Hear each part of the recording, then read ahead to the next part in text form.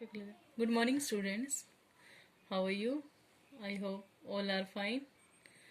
बेटा आज हम कक्षा 5 लेसन 7 पंचलाइट पढ़ते हैं। आपने पढ़ के देखा होगा इसको। इसमें क्या बताया गया है? इसमें एक पंचायत के विषय में बताया गया है। उन्होंने क्या है, एक पेट्रोमैक्स लिया है। ये इस तरह का लैंप होता है जो कि दबाव से जलता है। इस विषय में बताया गया है।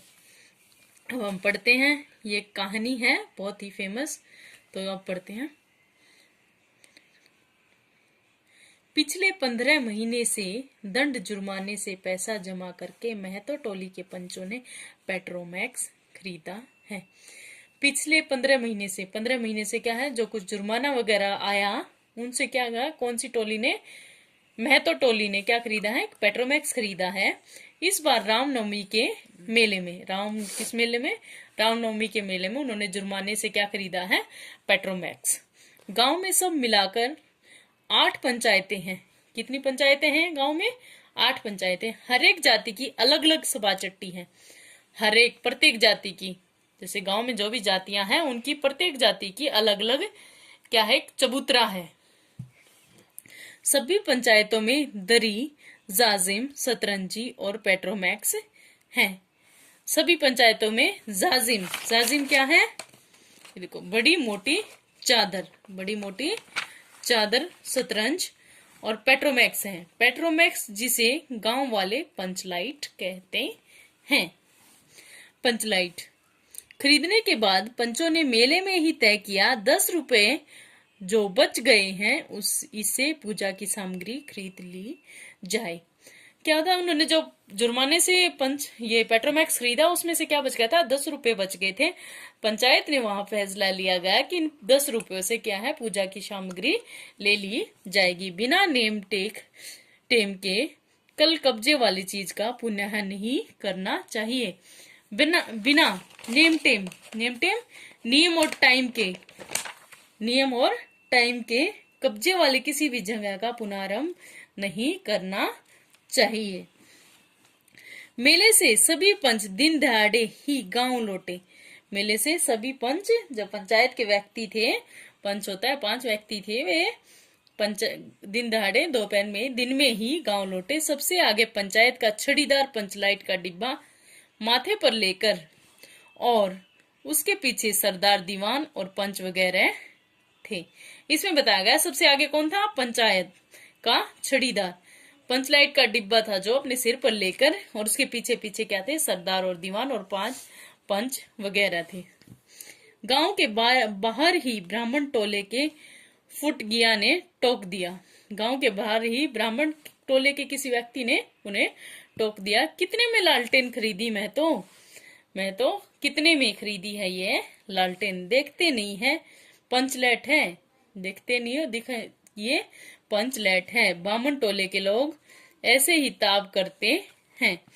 तो इसमें क्या बताते हैं, फिर वो कहते हैं कि देखते नहीं हो कि ये क्या है, पंचलाइट। ताब का क्या अर्थ होता है, घमंड। ताब का क्या अर्थ होता है, घमंड। घमंड में बोलता है कि ब्राह्मण टोले के लोग तो घमंड करते हैं इसको देख के, पंचलाइट को, क्योंकि उनके पास पहले था, तो इस वजह से वो कह रहा है जो तुम्हें घमंड था। अपने घर की टिबरी को भी बिजली बत्ती कहेंगे और दूसरों की पंचलाइट को लालटेन कहेंगे। तब वो कहता है कि अपने घर की बिजली को तो क्या कहेंगे, कम बिजली को भी क्या कहेंगे कि पंचलाइट है, लेकिन दूसरों की को क्या कहते हैं, लालटेन है। ये उस पर व्यंग्य किया गया है जब उसने ये पूछा कि तुम ये लालटेन खरीद कर लाए हो, क्योंकि उन्होंने खरीदा क्या था, पेट्रोमैक्स खरीदा था। लेकिन वो ब्राह्मण के टोले का आदमी क्या बोला कि तुमने लालटेन खरीदी है, तो उसमें उसको जवाब देते गए, तुमने घमंड में, तुम अपनी लाइट को तो समझते हो, जो तुम्हारी डिम लाइट है वो, उसको तो तुम समझते हो पंचलाइट, लेकिन हमारी पंचलाइट को क्या बोलते हो, लालटेन। ये उन दोनों के बीच क्या झगड़ा था, एक दूसरे पर व्यंग्य था। टोले भर के लोग जमा हो गए। दोनों टोले के लोग जमा हो गए। औरत, मर्द, बूढ़े, बच्चे सभी काम छोड़कर आए। चल रे चल, अपना पंचलाइट आया है, अपना पंचलेट आया। सब गांव के जो उनकी टोली, जिस टोली ने खरीदा था पेट्रोमैक्स, उस टोली के, महतो टोली के सभी लोग, मर्द, औरत मर्द, बच्चे बूढ़े सब इकट्ठे हो गए काम देखने, पंचलेट को देखने के लिए। छड़ीदार अग्नू महतो रहकर लोगों को चेतावनी देने लगा, हाँ दूर से, जरा दूर से, छू छा मत करो, ठेस न लगे। छड़ीदार जो छड़ी ले हुए, और महतो टोली का जो आदमी था वो क्या कहता है लोगों को, तुम दूर से देखो, इसको छुओ मत, इसका नुकसान हो जाएगा, इसके पास मत आओ, दूर दूर से देखो। सरदार ने अपनी स्त्री से कहा, सांझ को पूजा होगी, जल्दी से नहा धोकर चौका पीढ़ी लगाओ। तब सरदार कहते हैं अपनी पत्नी, जो महतो टोली के सरदार थे, वो कहते हैं कि सांझ को ही इसकी पूजा होगी और नहा धोकर अपना कार्य करो। टोले की कीर्तन मंडली के मूलगैन ने अपनी भक्तिया पचकों को समझाकर कहा, देखो आज पंचलेट की रोशनी में कीर्तन होगा।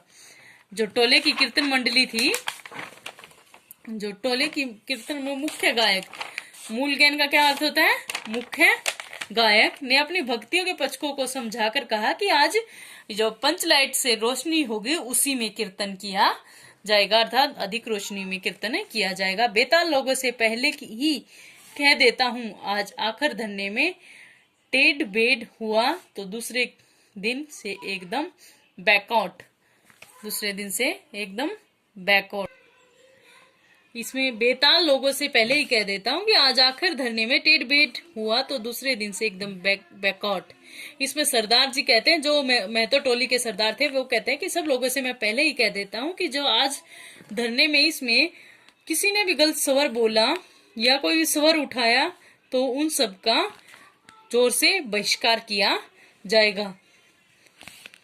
अर्थात किसी ने कोई भी उल्टा शब्द या किसी ने भी किसी के विषय में गलत स्वर नहीं बोलना है। औरतों की मंडली में गुलर काकी गोसाई का गीत गुनगुनाने लगी। औरतों की मंडली में क्या था, कोई इनकी काकी थी गुलर, वो गीत गाने लगी। छोटे छोटे बच्चों ने उत्साह के सारे शोरगुल मचाना शुरू किया। छोटे छोटे बच्चों ने खुशी से शोर मचाना शुरू कर दिया। सूरज डूबने से 1 घंटा पहले से ही टोल भर के लोग सरदार के दरवाजे पर आकर जमा हो गए।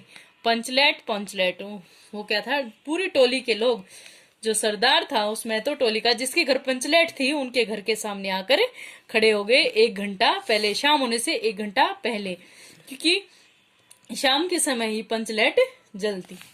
पंचलेट के सिवा और कोई दूसरी बात नहीं थी। सबके मुंह पे क्या बात थी, पंचलेट पंचलेट, और किसी के मुंह पे कोई भी बात नहीं थी। सरदार ने गुड़गुड़ी पीते हुए कहा, दुकानदार ने पहले सुनाया, पूरे 5 कौड़ी रुपया। मैंने कहा कि दुकानदार साहब, यह मत समझिए कि हम लोग एकदम देहाती हैं, हमने बहुत बहुत पंचलेट देखे हैं। इसके बाद दुकानदार मेरा मुंह देखने लगा, बोला, लगता है आप जाति के सरदार हैं। ठीक है, अब आप सरदार होकर खुद पंचलेट खरीदने आए हैं तो जाइए, पूरे 5 कौड़ी में आपको दे रहे हैं। तो 1 कौड़ी में कितने पैसे हैं, 1 कौड़ी 20 रुपए हो गए, तो 5 कौड़ी में कितने हो गए, 100 रुपए। इसमें क्या थी, जो दुकानदार था और सरदार के बीच में बातें हो रही हैं। पहले वो क्या है, सरदार पूछता है दुकान वाले से कि कितने में होगी ये पंचलेट, तो उस दुकानदार ने कहा 5 कौड़ी, और 5 कौड़ी, पूरे 5 कौड़ी 5 रुपया। तो फिर सरदार ने उसको कहा, जैसे कि दुकानदार से बातचीत करते हुए उसने कहा कि मुझे पता है पंचलाइट कितने की आती है, मैंने बहुत सारी ये देखी हैं और मुझे इनके रेट का भी पता है, तो इसलिए मेरे को सही वाजिब दाम बताए। तब वह बोलता है कि आप सरदार हैं, आपने देखी होगी, इसलिए मैं आपको पूरे 5 कौड़ी में आपको इसको दे देता। दीवान जी ने कहा, अलबत्ता चेहरा परखने वाला दुकानदार है। दुकान का नौकर पंचलेट का बक्सा नहीं देना चाहता था। मैंने कहा, देखिए दुकानदार साहब, बिना बक्सा पंचलेट कैसे ले जाएंगे। दुकानदार ने नौकर को डांटते हुए कहा, क्यों रे, दीवान जी की आंख के आगे दूर खेल करता है, दे दे बक्सा। तब क्या है, दुकान से जब पंचलेट खरीदता है तो क्या होता है, दुकान के जो बच्चा कार्य कर रहा है, जो आदमी काम करता है, तो वो क्या करता है, उसके लिए बॉक्स नहीं देता। तो सरदार उसको वो बॉक्स के लिए बोलता है कि ये दो, वरना हम पंचलेट को कैसे लेकर जाएंगे। तब वो दुकान वाला अपने उससे बोलता है नौकर से कि ये भी सरदार के साथ धोखा मत करो, अर्थात उसे यह बक्सा दे दो। टोले के लोगों ने अपने सरदार और दीवान को श्रद्धा भरी निगाहों से देखा। जो मैं तो टोली के लोगों ने अपने सरदार को इज्जत की नजरों से देखा, अर्थात आदर की नजरों से देखा। छड़ीदार ने औरतों की मंडली में सुनाया। रास्ते में सन सन बोलता था पंचलेट। छड़ीदार जो व्यक्ति था जो उसको लेकर आया था जो सिर पे, वो उनको पंचलेट के विषय में बताता है कि उनको क्यों उन्होंने पंचलेट देखा नहीं था, पेट्रोमैक्स देखा नहीं था, उन्होंने अंधकार में रहते थे, कोई लाइट देखी नहीं थी, अचानक उन्होंने देखा तो उस पर एकदम आश्चर्य था और वे सब उसी के विषय में बातें करते थे और उनको ऐसा लगता था ये नई चीज है, तो उनके सामने वो सारे उसी बात पर बातें करते हैं। तब वो छड़ीदार व्यक्ति उनको बताता है कि जब मैंने पंचलेट सिर पे उठा रखा था तो वो सन सन की आवाज बोल रहा था।